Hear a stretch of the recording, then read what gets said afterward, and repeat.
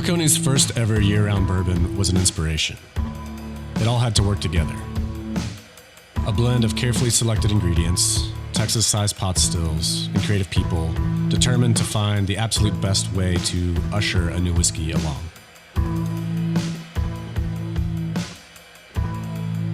When you discover how it pairs with a meaningful moment, suddenly the feeling of drinking great whiskey becomes a whole lot more.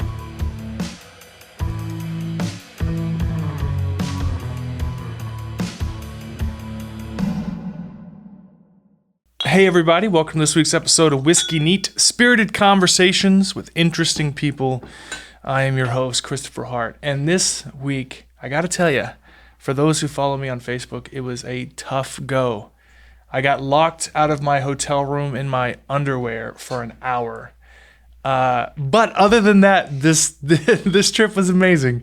I want to give a quick shout out to the Fan Expo in Dallas and Dana Cobb of the Vocal Group. It's VOKOL. Dana handles all of the press for the Fan Expo conference. She did an incredible job. She was incredibly... things get so busy for these things. I mean, I think they saw like 60,000 people that it's hard to give the bandwidth to care as much as she did. Dana did an incredible job to make this happen, and I cannot thank her enough. And of course, shout out to Ray Fisher. So this week I sit down with Ray Fisher of Justice League. We sit down, we talk about everything that happened. We talk about the Joss Whedon thing. Of course, a lot of it's been out there already. We talk about the difficulty navigating Hollywood. Listen, I don't think he'll see this, but I just want to thank him. Ray, you were incredibly kind, and I appreciate you a lot. So let's get to the bills, guys. So this week's episode, of course, is brought to you in part by Legent Bourbon, a first of its kind, super premium bourbon that melds Kentucky distilling tradition with Japanese blending excellence. I've talked about Legent 1,000 times before, especially in their new packaging. Legent is a par for the course bourbon. It is it's solid, it's drinkable, it's delicious, it's approachable, it's affordable. They've been big supporters of the show so far, and of course you can always, besides your local liquor store, you can always find Legent at drizzly.com. So, and please drink smart and drink responsible. Last but not least, Glass Rev, folks. One of the best imported whiskey portfolios in the country is with Glass Rev Imports. GlassRev.com. That's GlassSrev.com. Amroot, Waterford, Blackadder, Murray McDavid, Bimber, and so many other top-rated and unique whiskeys. My friends Raj, Jane, and Bill have been the original 3 Dram Hunters since the very beginning and have now opened up their site to more Dram Hunters. You can join Dram Hunters at GlassRev.com. Click on the top of the bar. Mention that you heard about it from the show, Chris at Whiskey Neat, and they will set aside a special bottling of Murray McDavid for you. Go to glassrev.com, that's glassrev.com, and become a Dram Hunter today. So without further ado, guys, listen, again, thank you, Peter, my videographer for the weekend. Thank you, Fan Expo Dallas. Thank you, Ray Fisher. Everyone involved. It was an incredible experience, and I cannot thank you guys enough. So without further ado, please welcome Ray Fisher. Cheers.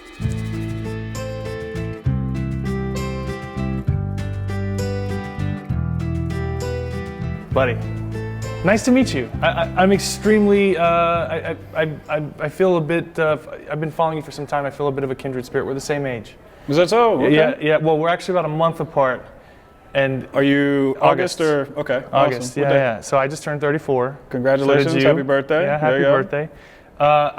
You have had quite the wild couple of years, but it's been overwhelmingly, in my opinion, overwhelmingly supportive and positive, and I couldn't be more, I have so much respect for you. I appreciate you saying so. Thank you. I mean, it's been quite a journey from the very top, getting cast as Cyborg in 2014, all the way to getting the Snyder Cut out in 2021. It's been a wild ride. I don't think I've even fully registered all the ups and the downs that have existed. You know, I need a little bit of time away from it to get full perspective on the whole situation. Well, I think you did an Instagram Live right after you finished watching the Snyder Cut. Yeah. And It's weird. I mean, the vast majority of this interview is not going to be about this, but when you watch the original, I grew up on DC. Yeah. I was a Jon Stewart fan and a Superman fan and a Flash fan. Like, that was my world as a child.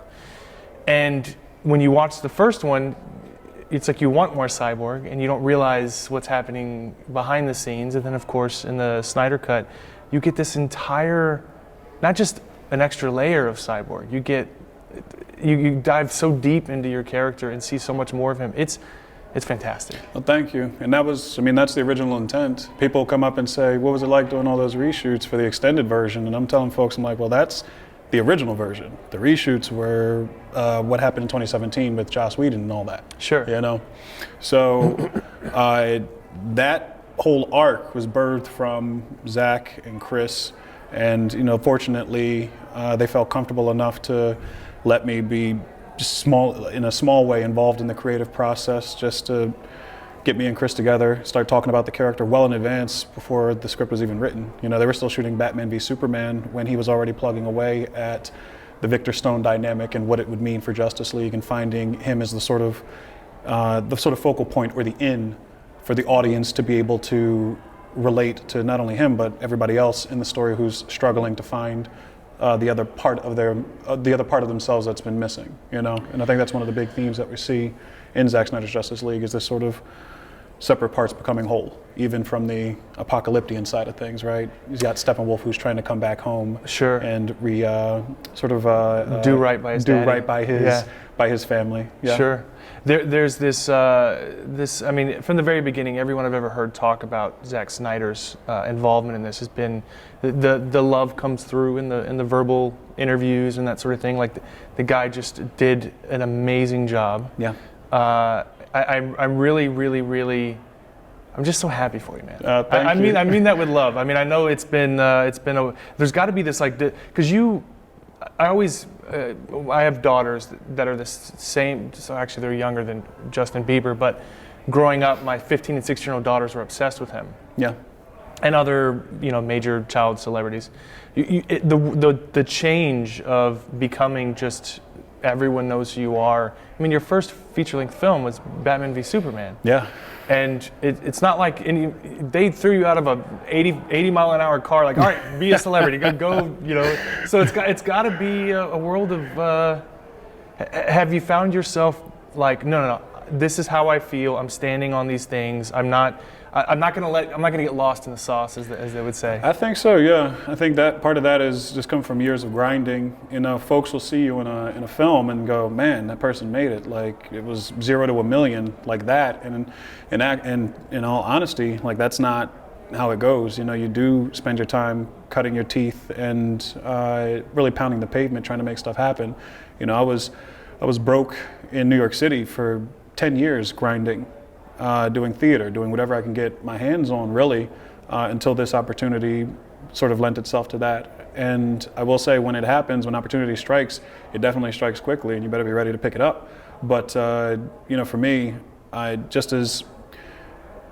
always been a sort of believer in things going just as quickly as they come in certain ways. Sure. Right? And at the end of the day, the only thing I'm going to have after all of this is said and done, after I decide to stop doing movies or what have you, I'm just going to still be me.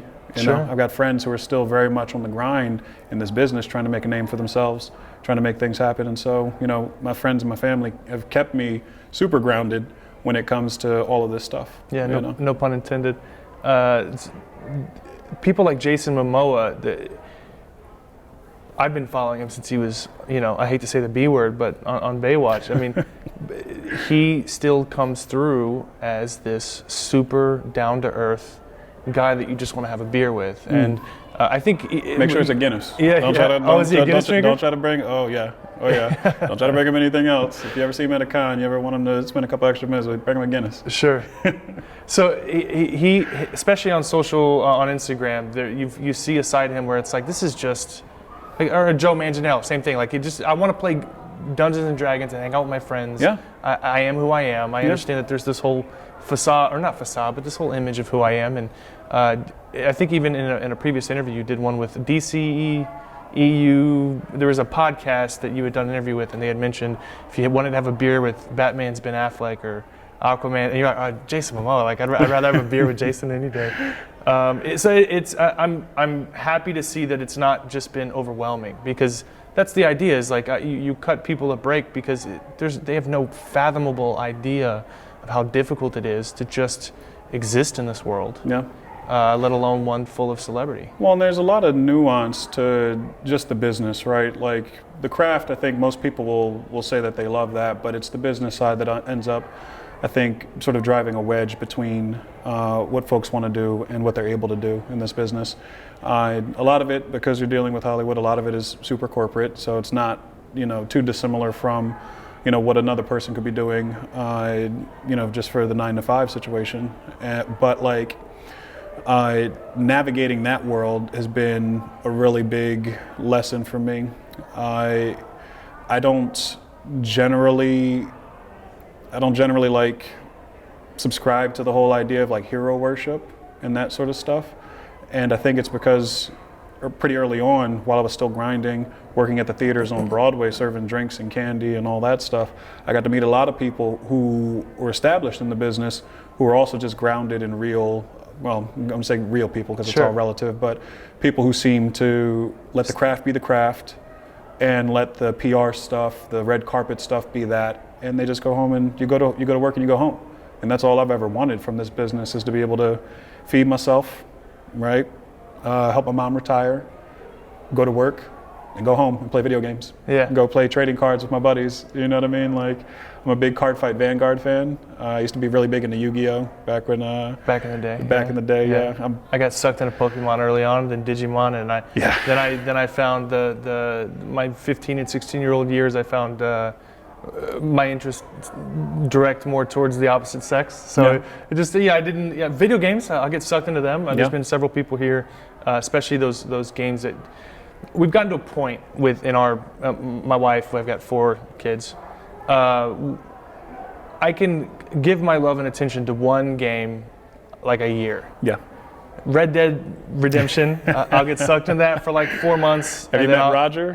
Who is I saw him. I'm planning on it. Come on, I'll make the intro, man. He's a really, really stellar dude. He seemed great. I walked right past him at Theo Rossi's across from you, and he did the show before, and I was like, dude, what's up, Theo, man? I hadn't seen you in a while. Yeah. And I saw him taking pictures. He looks like a really good guy. Theo's dope as well. We actually did a marathon together. We did an event for Nike a few years back called Hood to Coast out in Oregon. Yeah. You run from Mount Hood to the coast of, I think it's the west coast of Oregon, I believe. Sure. But it's sort of a marathon relay.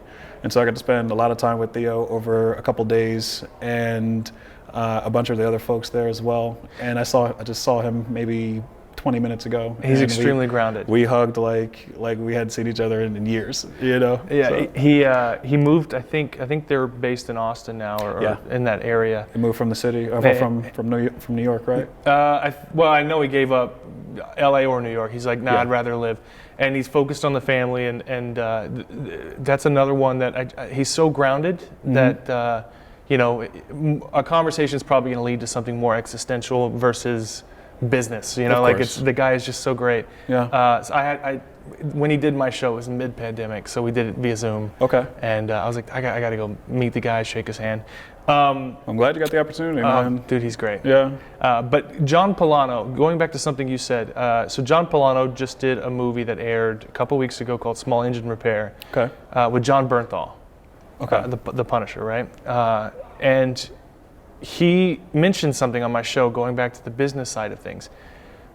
On top of being in a major blockbuster film, you're in a major, what was it? What was the budget on 200 million, 300 million? I think so, 200 initially. I think from what was quoted to me, the theatrical version of Justice League was like one of the most expensive movies Warner Brothers had ever put out. They had to put another however many millions of dollars into trying to do the reshoot process for that.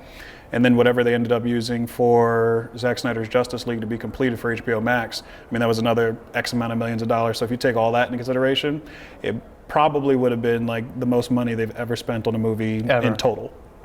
If you're counting them both as like the same project. Yeah.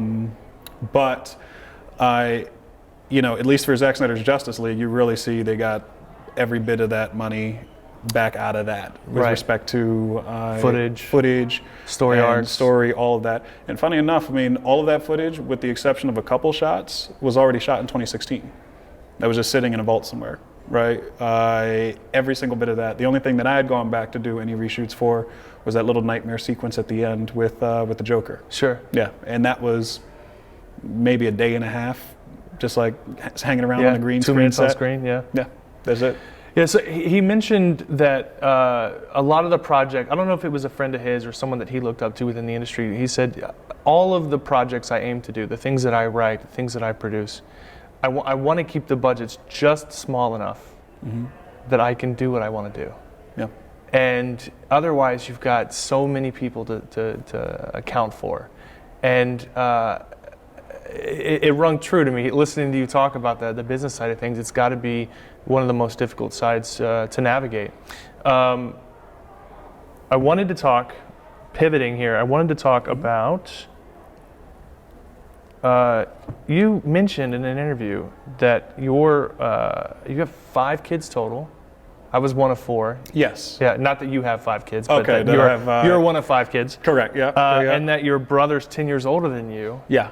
And I really, he's been your mentor, right? Like you mentioned that because of the age difference that you have, gone to him quite a bit. But I'm curious, is over everything that's happened in the past, it's been about 10 years, right? So 2014. Yeah, close to it. Yeah. Has he been, is he still The Rock? Is he the guy you're going to for everything? And He's definitely like one of my number one supporters, period. And anytime any sort of news breaks or whatever, he'll call me to congratulate me, that kind of stuff. Oh, that's awesome. And I get the same feeling talking to him as I did when I was like 8 years old. Right. And Nothing's changed. Nothing's changed. I still get that level of excitement whenever I see his name on my phone. You know what I mean? Yeah. When it comes to the not so easy times, yeah, he tells me keep your head up, keep doing what you're doing. I will say my family first and foremost has been super supportive of everything, both the ups and the downs, right? Of just course. making sure that they are just checking in. You know what I mean? I'm usually pretty self-sufficient, but it's nice to just have them just poke their head in and go, "You good, right? Yeah. Let us know if you need anything. We'll go find these guys." Yeah, I know somebody. Where are you in that chain of 5? Are you the youngest? I'm second youngest, actually. Second youngest. Yeah, second youngest. My little brother Malik took the last spot for it, but it's my brother Tyrone, my sister Alexis, Leslie, myself, and Malik. Any of them in the industry? Or are they? No. We all were like involved in something art-wise when we were younger, but each of us kind of like evolved or like fell out of it in our own way. So my mom tried to get us all to play piano back when we were really young, just hoping Sure. it would stick. And she got me involved in choir, the church choir, which I hated as a kid. I loved it. I was Yeah. big into choir until puberty hit, and then the voice just. See, I was the opposite. I hated it as a kid, but I got more into it in like the teenage years when it was like of my own volition. Sure. You know what I mean? You wanted to be a part of it. Exactly, yeah. So I ended up singing in the choir in high school, loved it, was singing outside of that as well, doing musical theater, all of that stuff. And but everybody still floats around a little bit. My sister, Leslie, still sings, but doesn't pursue it professionally, so. You have this. I hate to say Victor Stone. This gravitas to your look, to your face. No. Do you have any intentions ever of getting into? I feel like I always love it when I see someone that I meet in one lane, right? Like you are. There's a gravity to Victor Stone's character. There's a seriousness to him.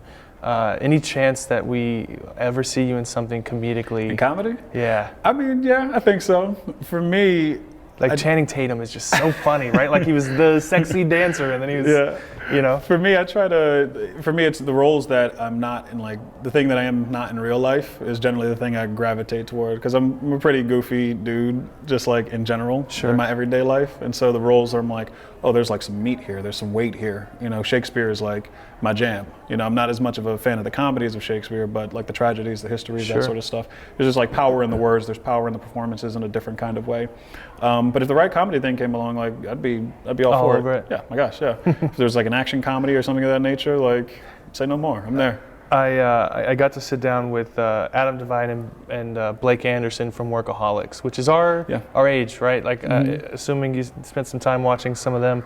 And I asked him about some fan horror stories. Okay. And he mentioned this. It's one of my. It's burned into my head. Someone had brought him some muffins at one of these Comic-Con type things. He bit into the muffin, and there were locks of hair. No. Do you have any fan stories? No, not like that. Luckily, I got warned pretty early on. Don't eat the food people give you, especially if it's not packaged. Sure. And even if it is packaged, you never know if somebody's rewrapped it, that kind of thing. So that's pretty gnarly. I mean, it was especially with his facial mannerisms. It was one of the more horrifying, and especially not just a strand of hair. There were like locks of hair, right? And that might have been somebody might have been putting a spell on him or something. That could have been a whole different. I wouldn't be surprised. Yeah. For me, sometimes people can get a little pushy when and not generally at conventions because they're usually pretty good about having people that can, usher people along if things get a little too out of control. Sure. And luckily, I've got a good network of people, like in my personal sphere, someone who will accompany me to conventions. And we have those sort of shorthand if they sense that I may be in a little bit of a situation, they may just come in and usher the situation along. But I've had more issues, I think, when it comes to like hawkers, that sort of stuff, like people who will wait at an airport to get an autograph while you're on your way to a convention. To sell it. That's, sure. And so for me, generally, if I'm going into a town to go to a convention, sign autographs or take pictures and all that, if I'm flying into that town, I won't sign anything in the airports or during that weekend outside of what I'm doing at the convention. Because personally, I don't think it's fair to the folks who are like spending the time and the effort to come out and see the show. Sure. And people just catch you on the way out because they know where you're going to be. Yeah. And so there were a couple times, I think most recently a few years back, where people will get like super pushy, and people are really nice until you tell them no, and then you may end up seeing the whole thing kind of switch on you at that point.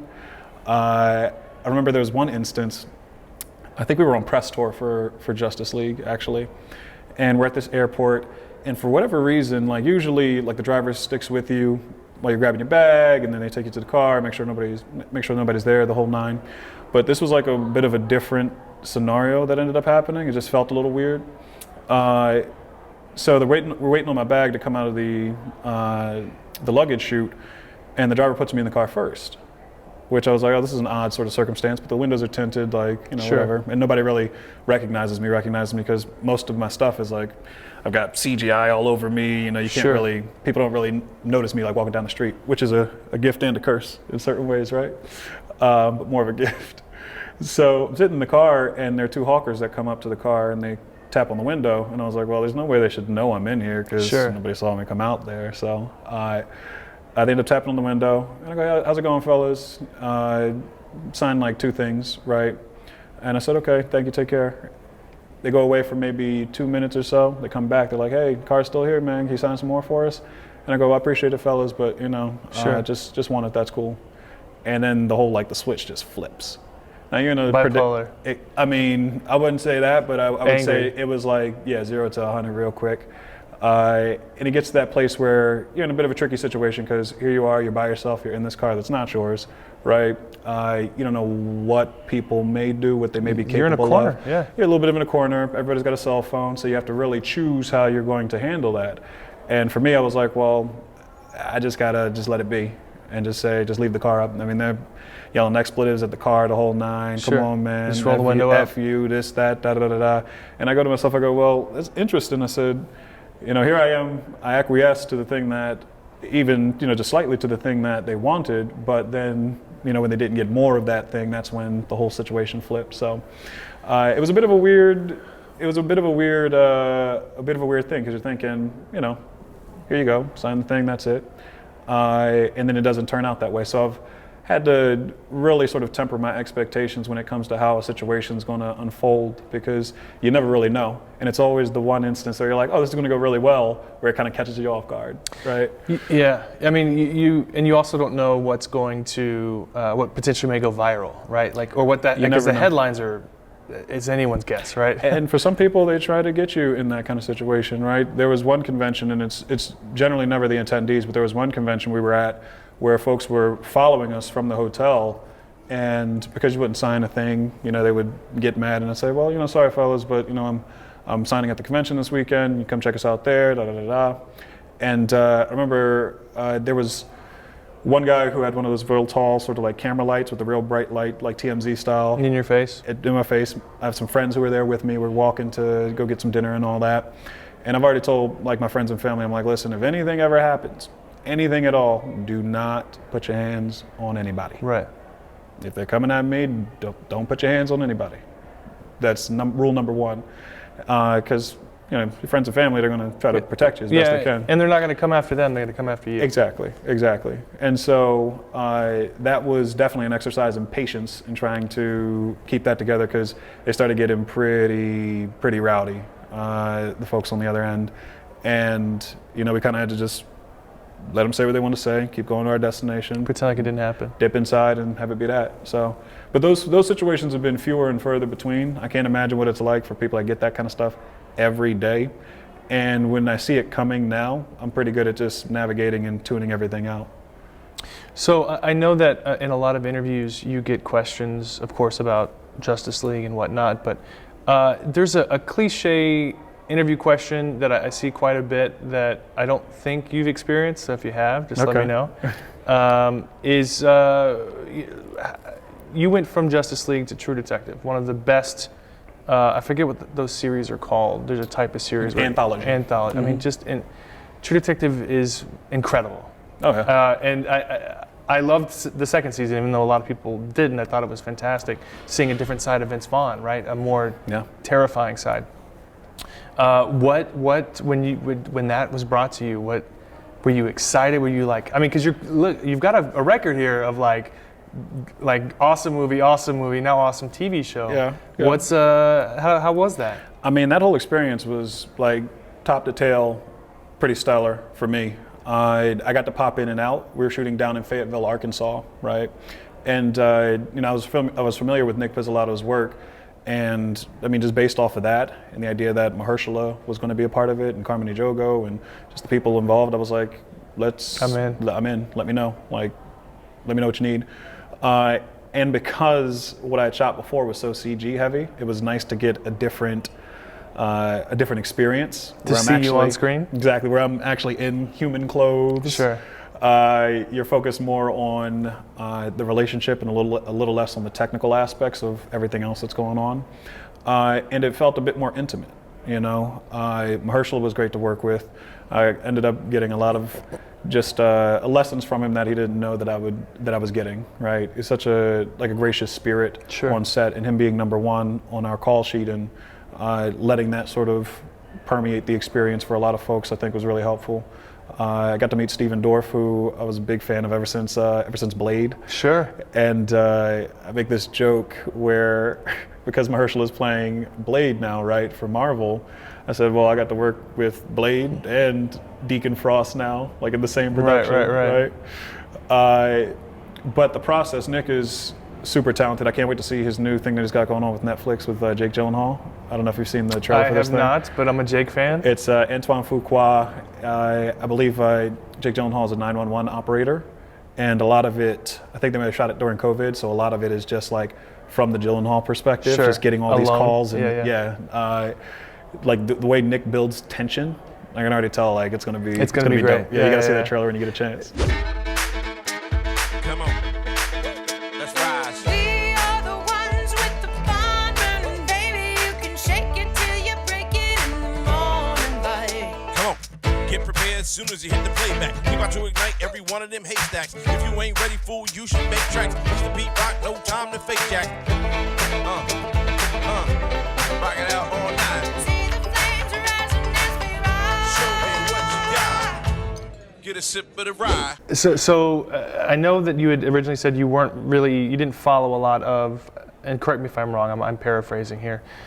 You didn't follow a lot of the maybe Marvel comic book things before this. What's your bag? Like when you're getting into shows and TV? I mean, I know you mentioned Shakespeare, but like what in the last say 10 years, what shows have sucked you in?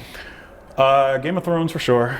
I Obviously. thought most of that was pretty stellar. I'm a big animated Sure. guy. I love The Simpsons. Oh, big. Bob's Burgers, everything. Big. This is big. a crapshoot here. Did you watch Troll Hunters? You know, I have kids. I have not seen Troll Hunters. So I have not, no. Guillermo del Toro is one of my all-time favorites. Okay. From the fantasy perspective, right? Like Pan's Labyrinth is a work of cinematic art. Of course, they come out with a TV show called Troll Hunters. I don't know if he wrote the whole thing or directed the whole thing, but he was involved. It was called Guillermo del Toro's Troll Hunters. And so I am too. Big animated fan. Of course, you can't go wrong with Bob's Burgers. Yeah. So nothing serious other than. I mean, I try to mellow out when I can To with things that are a decompress? little bit less serious. There's nothing that I would say I watch religiously. I mean, Breaking Bad, I was a big fan of that. Can't go wrong. I'm at a place now where it's like the last 10 years. What year was that? You know what I mean? Like Yeah. everything feels so compressed. I also love anime as well. In general, those sorts of My Hero Academia, which we got a lot of folks at the convention Oh, yeah. who are They're who are all voice of them. actors here. I've already gushed over a lot of the folks in certain premieres I've been able to go to. But for me, I personally get a little bit more inspiration from things that are not based in our reality. Sure. When it comes to that. Well, our reality sucks. It can suck depending on how we look at it, right? Sure. And I think TV and film luckily is serving its function, especially just this last year, of showing us like different ways and in some cases better ways of going about life than what we've personally been experiencing. You know, it's good to inspire folks, and I will say, if it weren't for TV and film and I mean media on all these different platforms, video games, all of it, because I kind of make that synonymous with media as well. I mean, the cinematic value of some of these video games that are out now, God of War and all of these things, like it's almost like watching a movie. You know, it's a movie that you play. Well, and it's usually a little bit more thought out and more extensive. I mean, just even the cutscenes within any of those games is longer than, you know, some of it's like 30 plus hours of cutscenes. Yeah. There's this great author who Edward Slingerland, who released a book called Drunk about the way that we decompress mentally at the end of the day. Some people do it through alcohol. Some people do it through video games and TV shows, right? Especially during the pandemic, getting lost in a great show can be a great way to escape being stuck in your house for a year. Do you find, maybe we're getting away from that a little bit now that Zack Snyder's Justice League has been released, but do you find a lot of the pressure around the kid thing about presenting yourself in a certain way because of, there's this idea, like Lil Nas X, it was being interviewed about going from playing at children's schools for that, what's it called? Old Town Road. Yeah. Which was everyone loved. It was a good family song. You know, everybody was on board. And then over the last year, it was the opposite, right? And so he was like, it's not my job to raise your children. I don't feel that pressure that I should be a certain way. No. Cyborg is such a massive part of. I mean, I loved Teen Titans growing up. It was a big part of my youth. What was that? Is this one Nat that's in here? Yeah, He's been getting us both. I know. I've been hoping you can't see it on camera. Do you feel a lot of pressure around presenting yourself in a certain way? I mean, I don't think personally, no. I like to think generally what you see is kind of what you get when it comes to me. I'm not like a flashy dude just in general.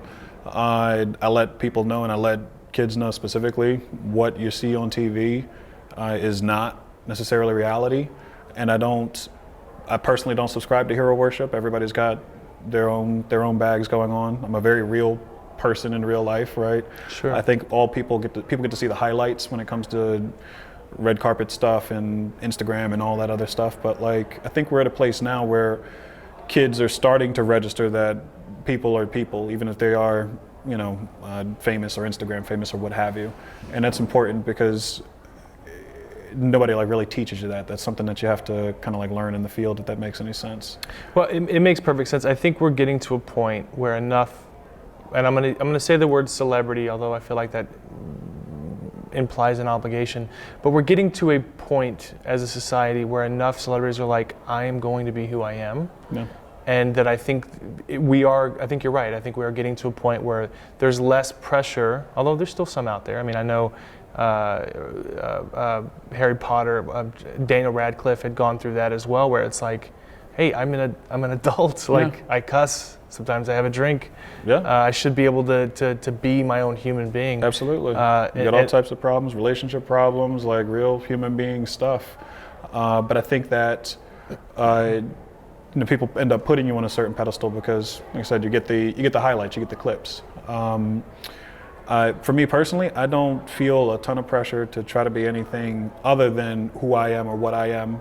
I am selective about the projects that I do, not because I'm worried about what kids might think because they associate me with Cyborg, but just because at the end of the day, I want to be able to hold my head up high about the things that I'm working on and make sure that there's a certain level of thought that's being put into every aspect of it, creative,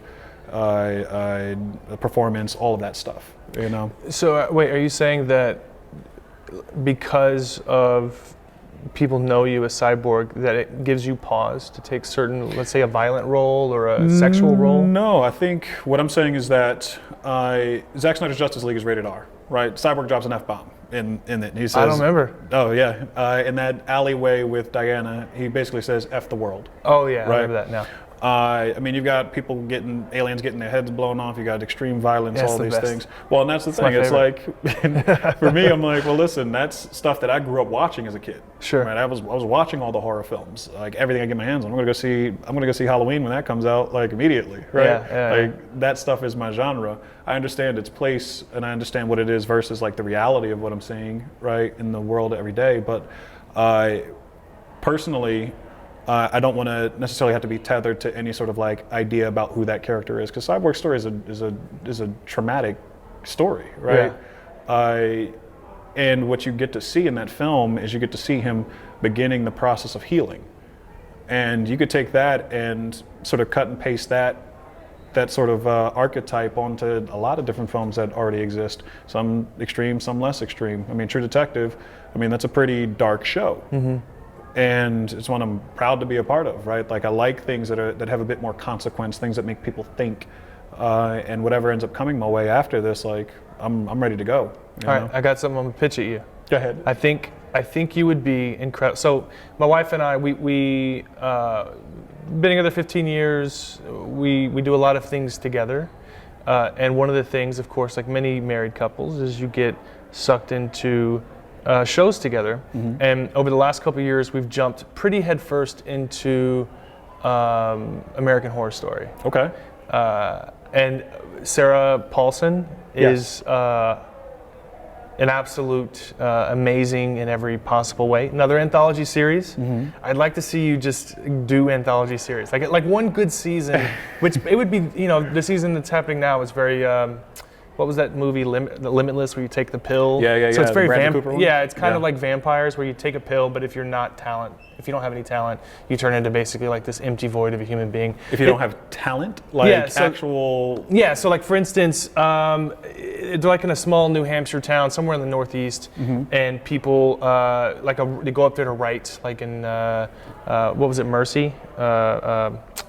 What was her name? Kathy Bates. Kathy Bates in that movie. So Misery. That's it. Mm-hmm. So they go up there, and the guy's got writer's block, and he takes this pill, and he writes a whole book in a single night. Okay. But that pill depletes your iron or something. So then he starts craving blood, right? So it's kind of like it's very similar. Okay. But if you take that pill and you don't actually have any talent, you just become this almost like a zombie. Okay. So it's a little out there in terms of, but I mean, it may be some allegory for what it's like being in Hollywood, right? There's sort of the vampiric nature of how the business seems to go sometimes. Well, and just how it sucks out your life force, right? Like you being, whether you're gaslit or just kind of pulling whatever hair you have left. To try to make sense of things. So that's actually, I gotta check that out. I think it'd be great. I think I'd like to see you in something horrible. Yeah. I mean, not horrible. Horrifying. Horrifying. Yeah. Not horrible. Not even drinking. What's happening? But my thing is, I do like anthologies a lot. Sure. I mean, part of it, I think my attention span is starting to shrink a little bit when it comes to long running series. And I generally think a show's probably got 3 good seasons before you start seeing little sort of people just sort of filling time. Sure. So when it comes to anthologies, when you have these separate stories, I'm like, okay, I'm all in. Give me 12 episodes, give me 10 episodes, like to make it one long movie in a sense, right?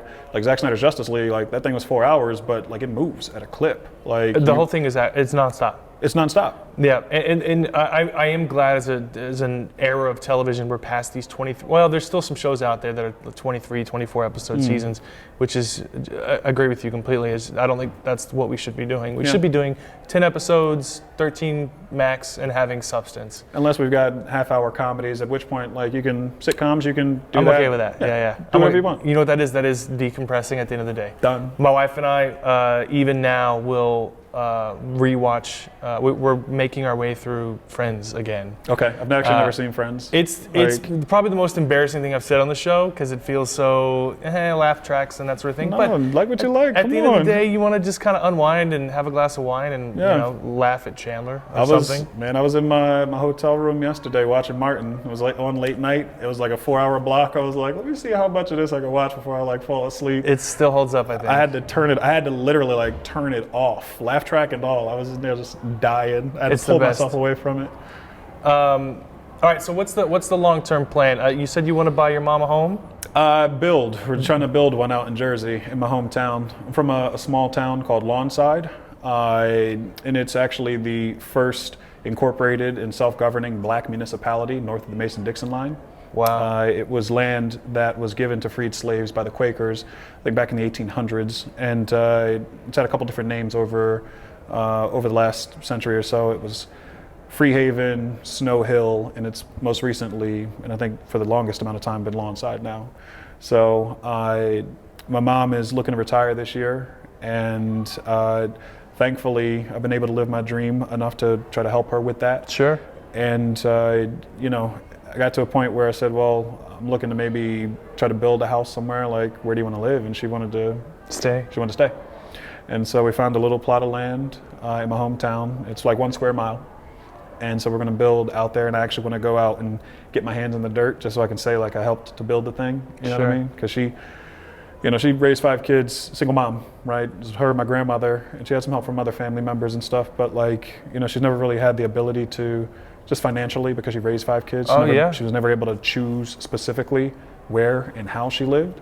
And so after she retires, we're all old now and out of the house. I'm like, well, listen, whatever this is going to be, it's going to be yours. It'll be new. It'll be as nice as we can make it, and it'll be yours. You deserve it. Take it.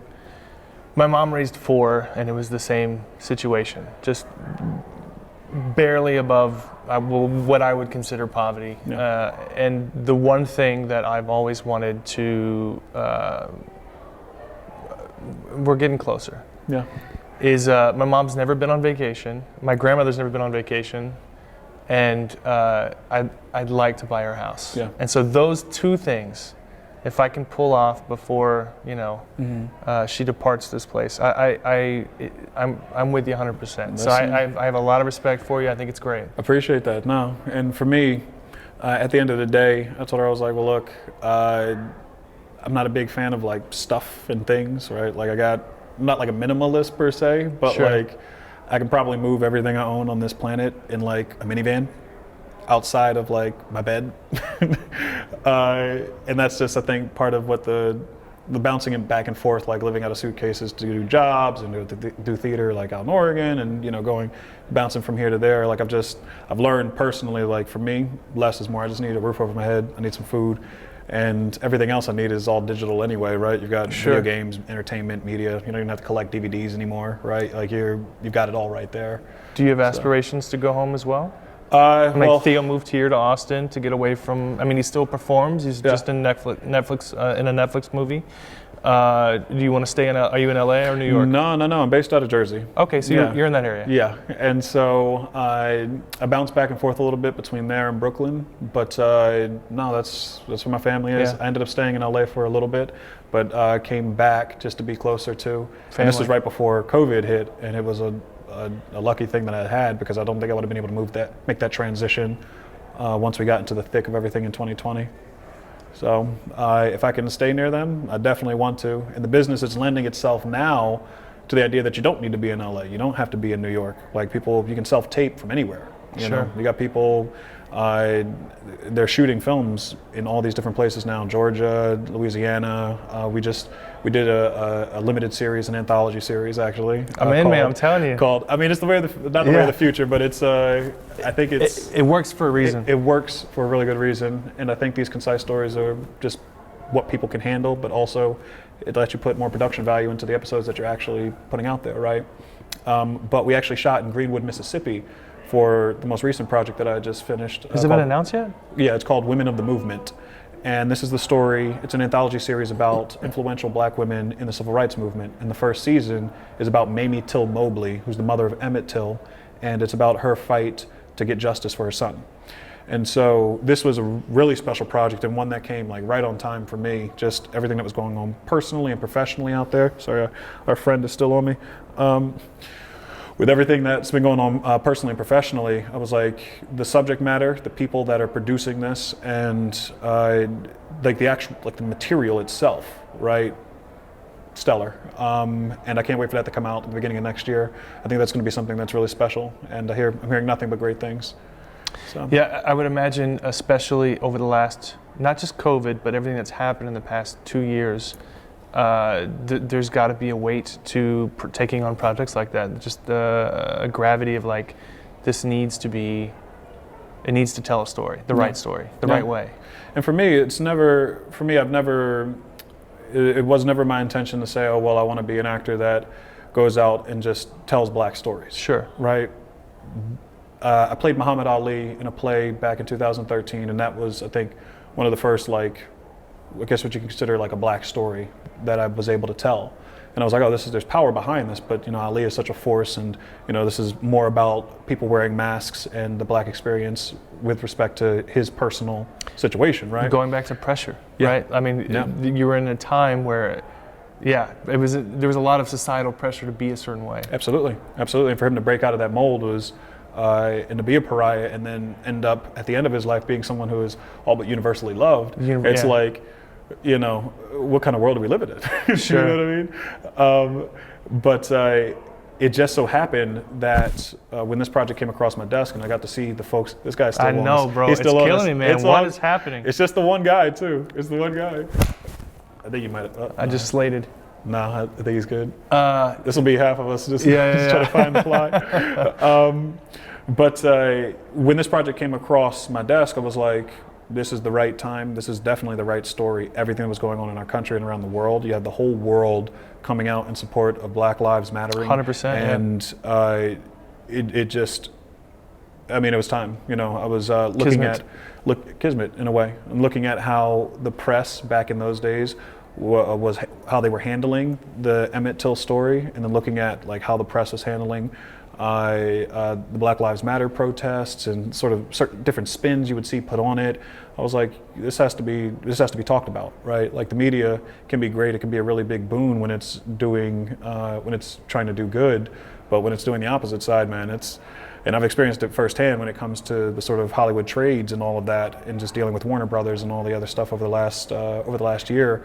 You really learn how to navigate like the spin, and because people have agency to go out and be their own person on Twitter or their own person on social media, people will come directly to you to get the info rather than having to rely on the trades, rather than having to Sure. rely on access media and all of these sorts of things. Well, I mean, So- exactly what you did. You went onto Instagram and you were just, on more than one occasion, and just kind of.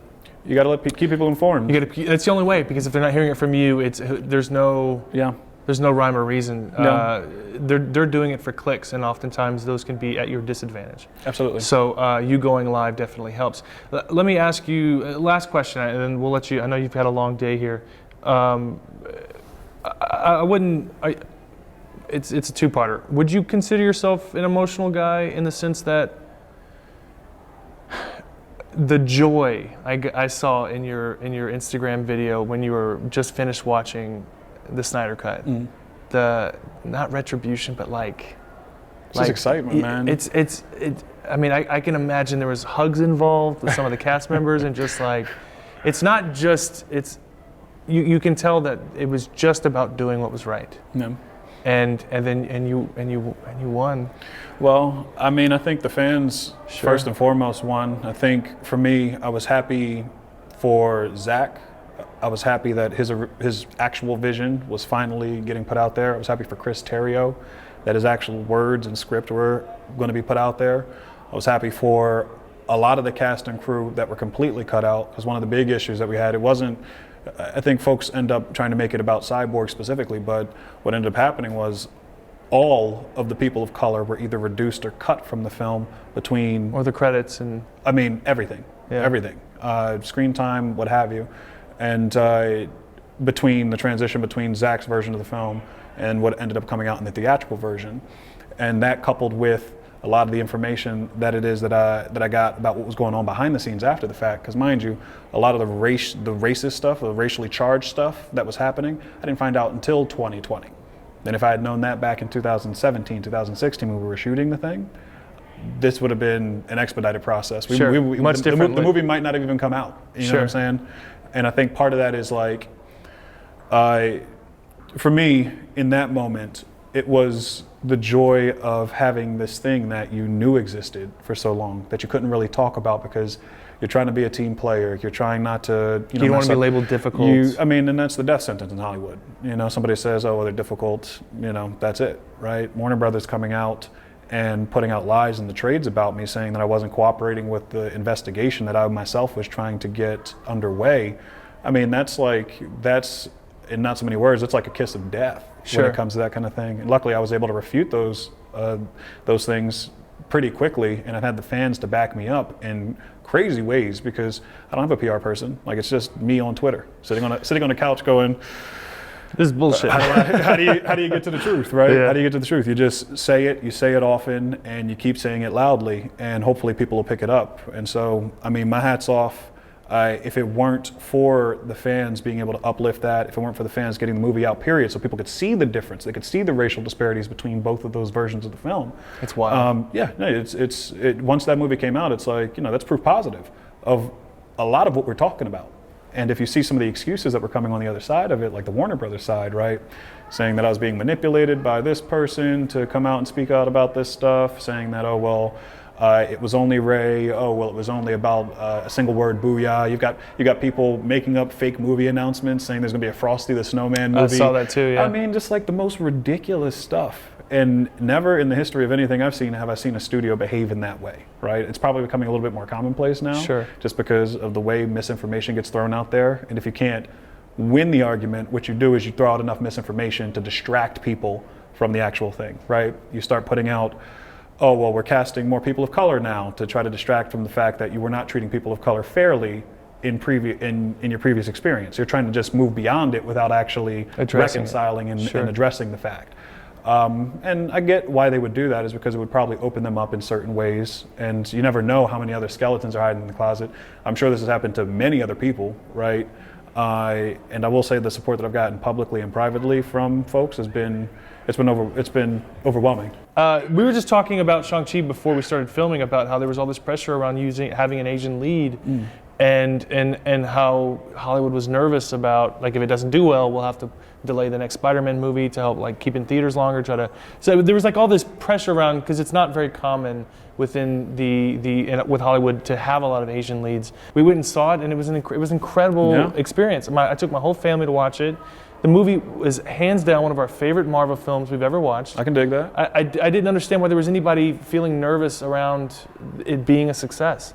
I mean, I guess if it's something that's out of what is considered the Hollywood norm, I think there's a big shift that's happening. I mean, we see it in our world in the day-to-day. We see it in all these corporations, even outside of Hollywood, right? People are looking for change.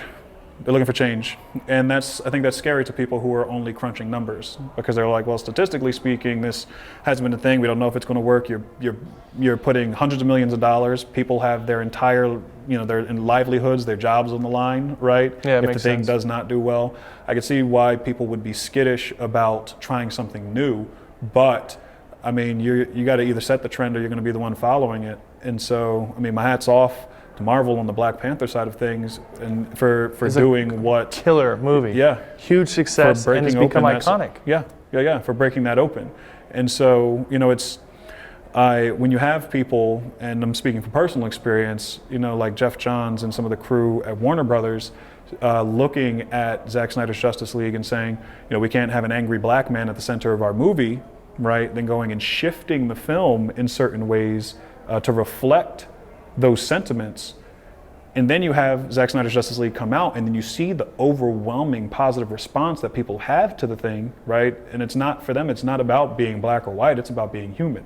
And I think this is what folks on that side ended up completely disregarding, right?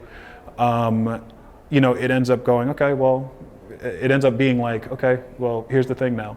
And so, you got a lot of sort of old Hollywood types that are still in the business and that are just trying to keep their jobs on the day-to-day basis, right? Like you're in one day, you're out the next. Corporate mergers and all of this, and people are seemingly less concerned about making money as they are about making it look like they have control over a studio or control over a situation. And ultimately, I think things are going to be shifting. It's just going to take a little bit of time. Yeah, it's changing. There was a changing of the guard that happened in 1999, where you had a lot of these iconic films that were all released in '99, The Matrix, Fight Club. Mm-hmm. It was like the era of like Wes Anderson, and like all of a sudden there was like this old dog mentality that these classic Spielberg, like all these guys are like.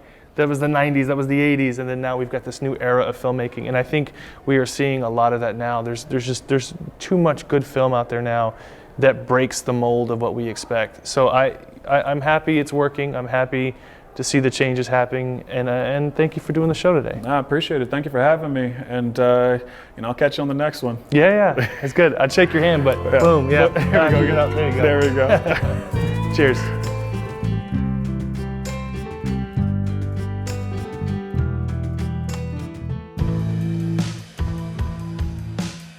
Balcones' first ever year-round bourbon was an inspiration. It all had to work together. A blend of carefully selected ingredients, Texas-sized pot stills, and creative people determined to find the absolute best way to usher a new whiskey along.